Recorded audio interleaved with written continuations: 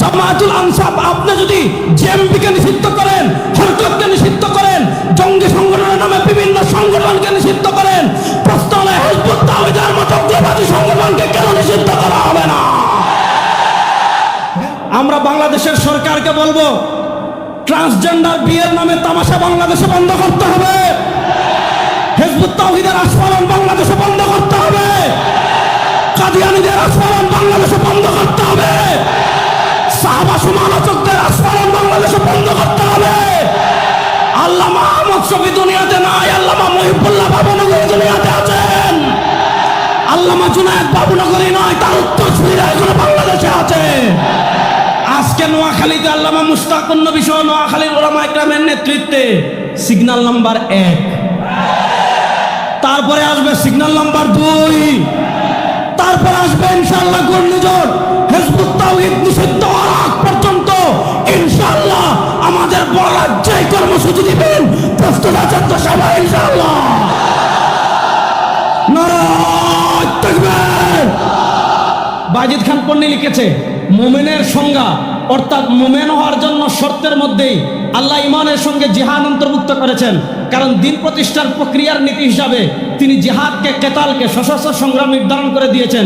জিহাদ ত্যাগ করলে মুমিনের সংজ্ঞার মধ্যেই থাকা যায় না, আর মুমিনের সংজ্ঞার মধ্যে না থাকলে অবশ্যই হয় মুশরিক কিংবা কাফের। অর্থাৎ বাজিদ খান পন্নী বলেছে, যারা জিহাদ করে না তারা কাফের, তারা মুমিনই না। এই বাজিদ খান পন্নীর ফতোয়া অনুযায়ী সবার আগে কাফের হইল ইমামুজ্জামান সেলিম। কারণ আপনারা বলেন সেলিম কোথাও জিহাদ করেছে?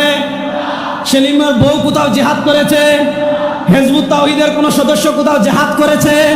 তাহলে প্রশ্ন হলো, যারা বলে জিহাদ না করলে কাফের, এই ফতোয়া অনুযায়ী আমাদের প্রধানমন্ত্রী কাফের, আমাদের স্বরাষ্ট্রমন্ত্রী কাফের। হিজবুত তাওহীদের ফতোয়া অনুযায়ী বাংলাদেশের প্রশাসনের সব লোক কাফের।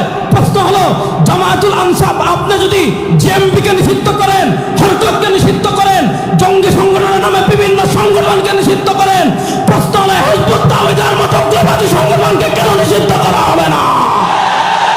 হিজবুত তাওহীদের আকীদা হলো 80 হিজরি থেকে নিয়ে 110 হিজরি পর্যন্ত যে শত শত সাহাবী, আল্লাহর রাসূল সাল্লাল্লাহু আলাইহি ওয়াসাল্লামের সোহবত প্রাপ্ত যত সাহাবী, হিজবুত তাওহীদের আকীদা হলো 80 হিজরির আগের সাহাবীরা ঠিক ছিলেন, আর 80 হিজরির আকীদার পরে 80 হিজরি থেকে 110 হিজরি পর্যন্ত যত সাহাবী ছিলেন সব সাহাবী কাফের হয়ে গিয়েছিলেন। আমরা বলি সব সাহাবা ইকরামের ঈমান ঠিক ছিল। যারা সাহাবা ইকরাম কাফের হয়ে গিয়েছিলেন আসলে তাদের জন্মে সমস্যা, অন্য কোনো সমস্যা নয়। আসলে তাদের জন্ম পরিচয়ের সমস্যা, সাহাবা ইকরামের কোনো সমস্যা নয়। যারা সাহাবা ইকরামের সমালোচনা করবে তাদের জন্মের সমস্যা, সাহাবাদের কোনো সমস্যা নয়। তাহলে হিজবুত তাওহীদের আকীদার অনুযায়ী শুনেন, 1 নম্বর সাহাবা ইকরাম ইসলাম থেকে বের হলেন, ইমাম আবু হানিফা ইসলাম থেকে বের হলেন, ইমাম শাফি ইসলাম থেকে বের হলেন, ইমাম বুখারী ইসলাম থেকে বের হলেন, ইমাম আহমদ ইবনে হাম্বল ইসলাম থেকে বের হলেন, 1400 বছরের সকল ইমামগণ ইসলাম থেকে বের হলেন। আমরা বলি না সাহাবা ইসলামের উপর, তাবে ইসলামের উপর, তবে তাবে ইসলামের উপর, ইমামগণ ইসলামের উপর, হিজবুত তাওহীদ ইসলাম থেকে বের হয়ে গিয়েছে।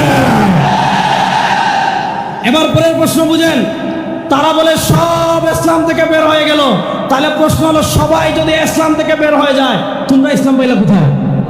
এবার যখন প্রশ্ন করা হলো সবাই যদি ইসলাম থেকে বের হয়ে যায় তোমরা ইসলাম পেলেন কোথায়? এই যে দেখেন ইসলামের প্রকৃত রূপরেখা, এই বইয়ের 50 নম্বর পৃষ্ঠায় বাজিদ খান পন্নী কি লিখছে, দীর্ঘ 1300 বছর এই উম্মাকে এই পবিত্র কর্মসূচি থেকে মাহরুম, বঞ্চিত রাখার পর রহমানুর রাহিম আল্লাহ তার অসীম করুণায় তার দেয়া কর্মসূচির পরিচয় ইলহামের মাধ্যমে আমার হৃদয়ে নাজেল করেছেন। আচ্ছা, তাহলে উনি বলল 1400 বছর পর আল্লাহ তাআলা ইলহামের মাধ্যমে ওই ইসলাম তার অন্তরে নাজিল করেছেন। এবার প্রশ্ন হলো, তোমার ইলহাম সত্য না মিথ্যা বুঝবো কেমনে? এই তার ইলহামকে সত্য প্রমাণ করার জন্য হিজবুত তাওহীদেরা আরেকটা বই লিখেছে। এই দেখেন এই বই, আল্লাহর মুজিজা, হিজবুত তাওহীদের বিজয় ঘোষণা। বাজিদ খান পন্নীর অনুসারীরা লিখেছে যে আল্লাহ তাআলা আমরা জানি নবী মুসাকে মুজিজা দিয়েছেন, নবী ঈসাকে মুজিজা দিয়েছেন, আমাদের রাসূল সাল্লাল্লাহু আলাইহি ওয়াসাল্লামকে মুজিজা দিয়েছেন। এবার হিজবুত তাওহীদেরা বলে যে আল্লাহ তাআলা হিজবুত তাওহীদের ইমাম বাজিদ খান পন্নী যে সত্য, এটা প্রমাণ করার জন্য নাকি মুআজিজা দিয়েছে। দেখেন, আমি এই বই থেকে তো লম্বা পড়তে পারবো না, সময় কম, শুধু একটু আমি আপনাদেরকে পড়ে শোনাই। এই যে দেখেন 9 নম্বর পৃষ্ঠায়, আল্লাহ রাসূল বিদায় নেওয়ার 1400 বছর পার হয়েছে। এই দীর্ঘ সময় তার প্রকৃত ইসলাম বিকৃত হতে হতে এখন আর বিকৃত কঙ্কালটি ছাড়া কিছুই অবশিষ্ট নেই। এমন সময় আল্লাহর রহমে এই জামানার ইমাম জনাব মোহাম্মদ বাজিদ খান পন্নী আবার সেই হারিয়ে যাওয়া প্রকৃত ইসলাম বুঝতে পেরেছেন। আমাদের ইমাম বলেছেন, বর্তমানে সারা দুনিয়ায় ইসলাম নামে যে ধর্মটি চালু আছে সেটি আল্লাহর দেওয়া প্রকৃত ইসলাম নয়, বরং প্রকৃত ইসলামের সম্পূর্ণ বিপরীত। বলেন নাউজুবিল্লাহ। আচ্ছা, এখন তাদের ইসলাম যে সত্য লিখছে, তাই গত 2 ফেব্রুয়ারি 2008 তারিখে হিজবুত তাওহীদ ও তার ইমামকে সত্যায়ন করার জন্য আল্লাহ নিজে 10 মিনিট 9 সেকেন্ডের মধ্যে অন্তত 8টি মুআজিজা সংগঠিত করলেন। আচ্ছা, এখন আপনি বলতে পারেন যে আল্লাহ তাআলা এমন 8টি মুআজিজা কি সংগঠিত করলেন? 8টা তো আর মুআজিজা আমি বলতে পারবো না, শুধু একটা মুআজিজা পড়ে শোনাই। মুআজিজা নম্বর 1, হিজবুত তাওহীদের ইমাম মোহাম্মদ বাজিদ খান পন্নী আমাদের যাত্রাবাড়ির একটা বিল্ডিংয়ের উপর বক্তৃতা দিচ্ছিলেন। তিনি 8 মিনিট বক্তৃতা দিয়েছেন, 14 মিনিট না কত মিনিট বক্তৃতা দিয়েছেন। এই 14 মিনিটের 1 নম্বর মুআজিজা, ইমামুজ্জামানের ভাষণ আরম্ভ হওয়ার মুহূর্ত থেকে চারিদিকে এক অদ্ভুত পিনপতন নীরবতা, নিস্তব্ধতা নেমে এলো। মনে হচ্ছিল পৃথিবীর সমস্ত শব্দ থেমে গিয়েছে, কোথাও সামান্য শব্দ নেই। অর্থাৎ 1 নম্বর মুআজিজা, ইমামুজ্জামান বক্তৃতা দেওয়ার আগে মানুষ কথাবার্তা বলছিল।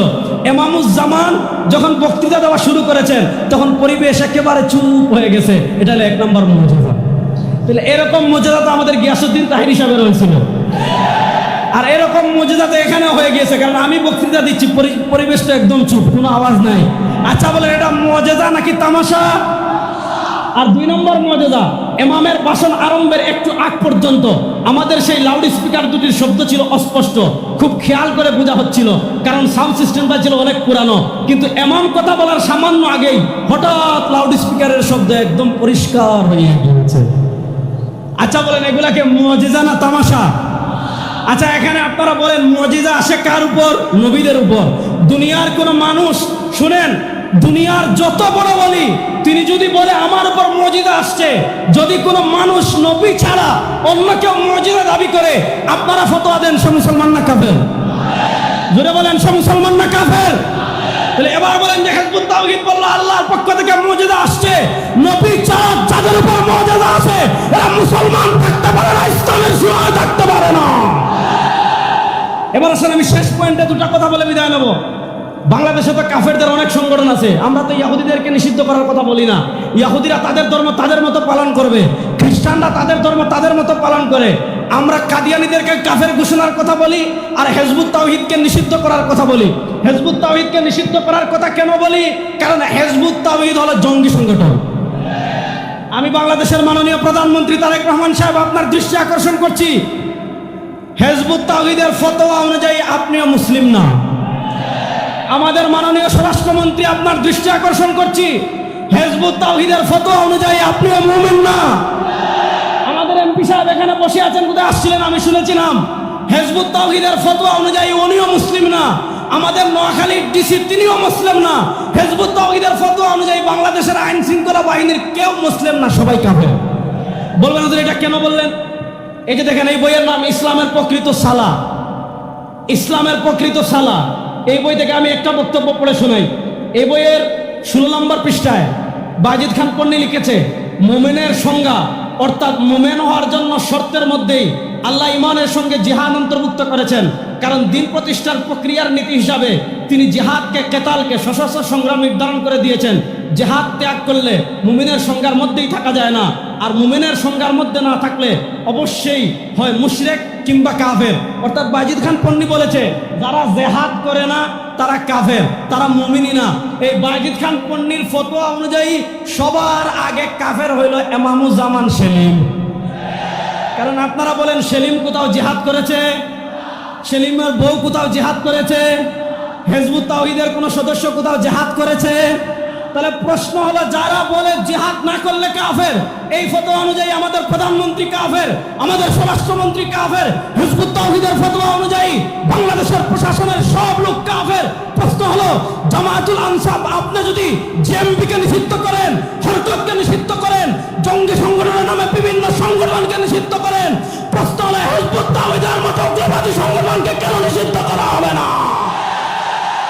হিজবুত তাওহীদকে নিষিদ্ধ করতেই হবে।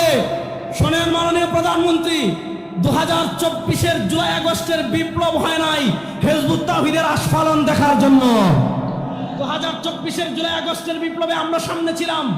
আজকে আমরা পরিষ্কার শুনেন, সমুদ্রে যখন ঝড় আসে সবার আগে আবহাওয়া অধিদপ্তর 1 নম্বর সিগন্যাল দেয়, তারপর যখন আরেকটু ঘনায় সিগন্যাল 2 নম্বর আসে, তারপর 3 নম্বর সিগন্যাল আসে, তারপরে 7 নম্বর সিগন্যাল আসে, তারপর আসে ঘূর্ণিঝড়। আমরা বাংলাদেশের সরকারকে বলবো, ট্রান্সজেন্ডার বিয়ের নামে তামাশা বাংলাদেশে বন্ধ করতে হবে, হিজবুত তাওহীদের আস্ফালন বাংলাদেশে বন্ধ করতে হবে, কাদিয়ানীদের আস্ফালন বাংলাদেশে বন্ধ করতে হবে, সাহাবা সমালোচকদের আস্ফালন বাংলাদেশে বন্ধ করতে হবে। আল্লামা আহমদ শফী দুনিয়াতে নাই, আল্লামা মহিবুল্লাহ বাবুনগরী দুনিয়াতে আছেন, আল্লামা জুনায়েদ বাবুনগরী নয়, তার উত্তরসূরিরা এখনো বাংলাদেশে আছে। আজকে নোয়াখালীতে আল্লামা মুশতাকুন নবী সহ নোয়াখালীর উলামা ইকরামের নেতৃত্বে সিগন্যাল নাম্বার 1, তারপরে আসবে সিগন্যাল নাম্বার 2, তারপর আসবে ইনশাআল্লাহ ঘূর্ণিঝড়। হিজবুত তাওহীদ নিষিদ্ধ হওয়ার আগ পর্যন্ত ইনশাআল্লাহ আমাদের বড় রাজ্যে কর্মসূচি দিবেন, প্রস্তুত আছেন তো সবাই ইনশাআল্লাহ? নারায়ে তাকবীর, নারায়ে তাকবীর। আসসালামু আলাইকুম ওয়া রাহমাতুল্লাহ।